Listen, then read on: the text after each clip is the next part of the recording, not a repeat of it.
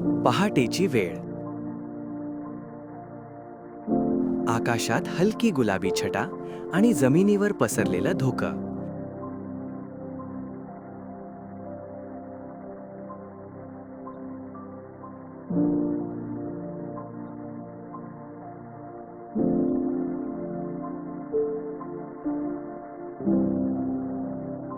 या शांत वातावरणात पुणे शहराच्या एका भागातून सुरू होतो एक वेगळा प्रवास, आरोग्याचा, मैत्रीचा आणि नव्या उमेदीचा. हा आहे ओंड्री वॉकिंग क्लब, चालण्याचा क्लब. ना वयाचं बंधन, ना प्रोफेशनचं आणि वेळेचंही.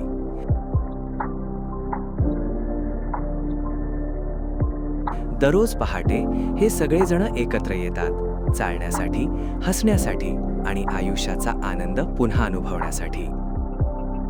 श्री यशवंत यादव यांच्या प्रयत्नातून सुरू झालेल्या या क्लबमध्ये सुरुवातीला फक्त 2 जण होते. या क्लबमध्ये उंडरी गावचे नवनिर्वाचित नगरसेवक श्री निवृत्ती अण्णा बांदल यांचेसह या संख्या आता 35 पेक्षा अधिकवर पोहोचली आहे. चालणं म्हणजे फक्त व्यायाम नाही, तर एकमेकांना साथ देणं आहे. जगभरात चालण्याचं महत्त्व अधोरेखित केले जाते. वर्ल्ड हेल्थ ऑर्गनायझेशन सांगते की नियमित चालणं हृदयविकार, मधुमेह आणि ताण यांसारख्या आजारांपासून बचाव करू शकतं. समूहामध्ये 32 वर्षापासून 76 वर्षापर्यंतचे तरुण आहेत.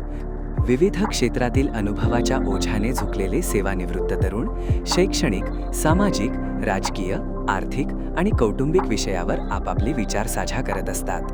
धोक्याच्या या पडद्यामागे लपलेली आहे एक जिद्द. प्रत्येक पाऊल म्हणजे स्वतःशी केलेली एक छोटीशी जिंक. सदस्यांकडून विविध उपक्रम पार पडले जातात. वाढदिवस साजरा करणे, पिकनिक अरेंज करणे, मॅरेथॉनमध्ये भाग घेणे.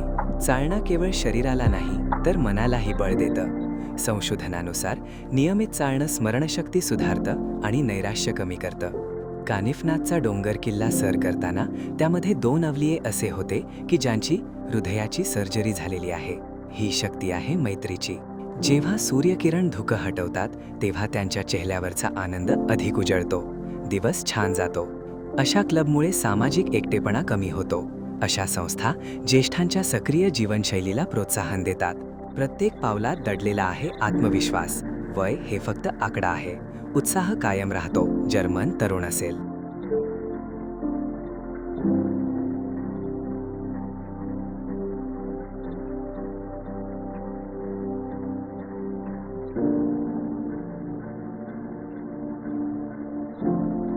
आमचा संदेश सोपा आहे.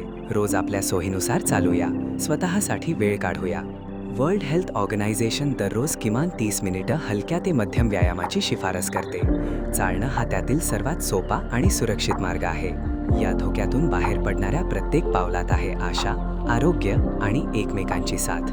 तर आयुष्याकडे पुन्हा एकदा नव्या नजरेने पाहण्याचा प्रयत्न आहे. चला, आपण ही पहाटेची वाट धरूया आणि आरोग्याच्या दिशेने पहिले पाऊल टाकूया.